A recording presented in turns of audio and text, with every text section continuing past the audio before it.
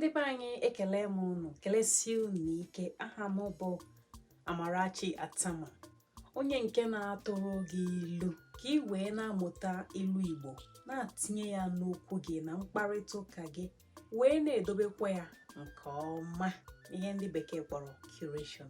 Tata ilu anyị bụ ilu ikwesịrị na-atụrụ onye ọbụla bụ ọchọ okwu. Unu mana o nwere ndị na-anọkọta nnọọ ha kpalitewe mmadụ, ha chọba mmadụ okwu n'ọnụ, ha kpaba agwa da agha nke ga-egosi n'ezie na ha chọrọ nnọọ ịchọ mmadụ okwu. Ilu a wee sị na ọchọ ngọngọ sịrị na ogwumagana azọwara ya efere o. Ọchọ ngọngọ sịrị na ogwumagana azọwara ya efere. O nwekwara ilu ọzọ yitere nke a, na ọ bụrụ na nke a edoghị gị anya nke ọma. Ilu ahụ wee sị gịnị?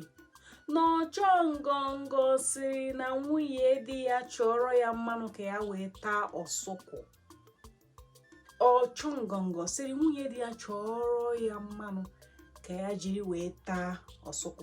Unu mana ọsụkwụ bụ akwụ na-agba mmanụ nke ukwuu, mana ọchọ ngọngọ ga-asị nwunye di ya kụnye mmanụ ka m jiri wee taa ọsụkwụ. Kedu ka ị ga-esi jiri mmanụ wee taa ọsụkwụ?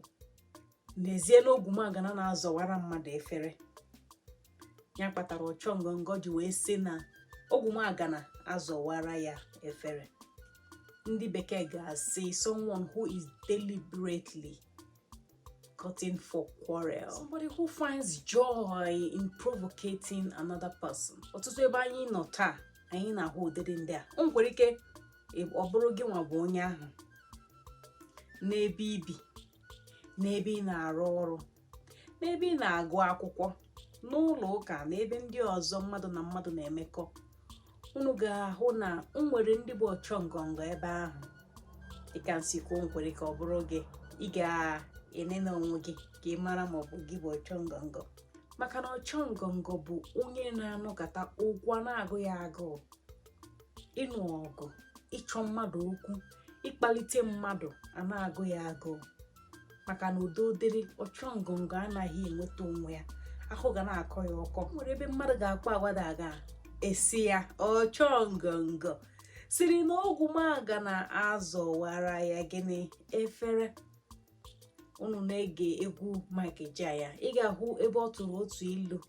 Ọ sịrị na esu gba zọrọ ụkwụ etighi mkpu, na ọ bụ onye zọrọ esu ụkwụ bụ ihe na-amali elu. Ọ bụrụ na ụdị ihe ahụ mee dịka onye zọrọ esu ụkwụ maliwe elu, ị nwere ike tụgharịa ya elu agha sị ya ọchọ ngọngọ sịrị ogwumagana azọwara ya efere. Nke a bụ ilu anyị nke taa. Amara m na nke a ga-adị gị mma, maka na ilu a atọkakwanụ. Ilu Igbo amaka, ọ na-enyere gị aka ị na-ekwu okwu, ị na-atinye ya na ya okwu gị wee na-eye eye, na-ede mmadụ n'ahụ. Maka na onye tụọ ilu ogologo okwu ama ndezi, onye tụọ ilu o mechie okwu. Cheta na ilu anyị taa bụ ọchọ ngọngọ sịrị na ogwumagana azọwara ya efere. Ekele m.